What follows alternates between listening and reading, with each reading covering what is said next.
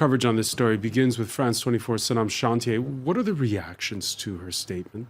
So I think what's particularly shocking here is that Aung San Suu Kyi was the ultimate beacon of democracy. She had been fighting for human rights and, of course, stood up to the very brutal military dictatorship in Burma. And that's why she received the Nobel Peace Prize. But since becoming the de facto leader of the country, her position has somewhat shifted. She has received international condemnation for initially her silence and lack of sympathy over the hardship of the Rohingya community. And now that she's making a statement, she's coming out to defend the actions of the government, saying that the violence is to stop the spread of terrorism across the state of Rakhine, which we know to be the heartland of the Rohingya. She's referring to them as terrorists, not a minority group. In addition to that, she's jumping on that fake news phenomena. Now, what's particularly getting a great deal of criticism here is her very ironic statement that she made, referring to her own hardship, saying, "We know very well what it means to be deprived of human rights and democratic protection.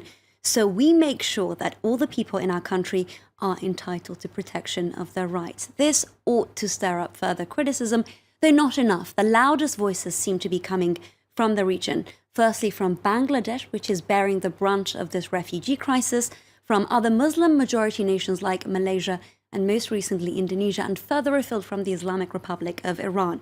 Now, analysts that I'm speaking to are saying if the international community doesn't step up and go beyond this verbal condemnation, doesn't put direct pressure on the Burmese government, we can see, which we're already seeing, ethnic cleansing here, which according to one UN official is the ultimate goal of the Burmese government.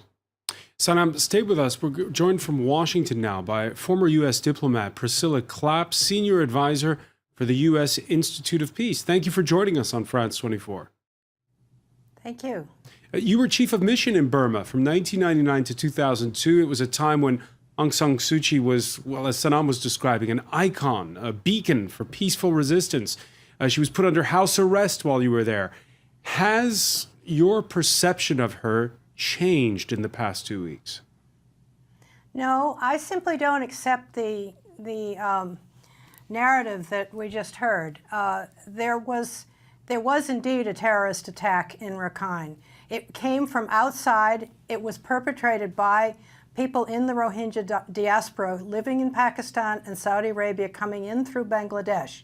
And they have killed a lot of security forces. This started in October, and the latest attack was timed to follow the recommendations, the presentation of the recommendations of the Kofi Annan International Commission on Rakhine, which Aung San Suu Kyi has accepted and agreed to implement. These recommendations call for a long-term solution there. She was already working on it when it was disrupted by this latest terrorist attack. Their tactics are terrorists, there's no question about it. She's not calling the entire Rohingya population terrorists. She is referring to a group of people who are going around with guns, machetes, and IEDs and killing their own people, in addition to Buddhists, Hindus, and others that get in their way. They've killed a lot of security forces, and they are wreaking havoc in the region. The people who are fleeing out into Bangladesh are not only fleeing the response of the security forces, they're fleeing their own radical groups because they've been attacking Rohingya, and particularly the leadership, who were trying to work with the government on the citizenship process and other humanitarian efforts that were underway there.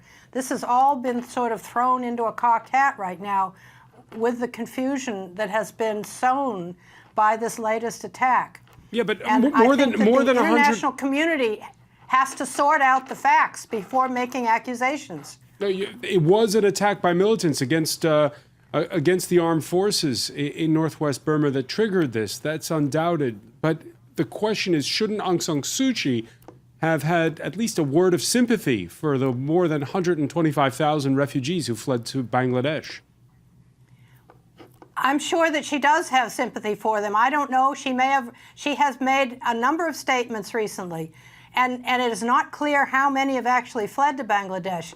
They have already told Bangladesh that they will work with them to return them safely to Rakhine State when the time comes.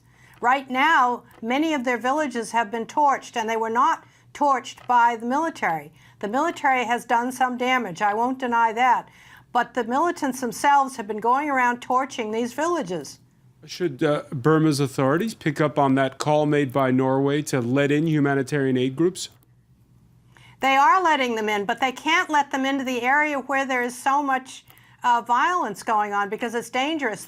There were many humanitarian aid groups in there already, but they have made their own decision to leave under the current circumstances, to pull back. They're probably in Sidway or some other parts of Rakhine State where it's safer right now.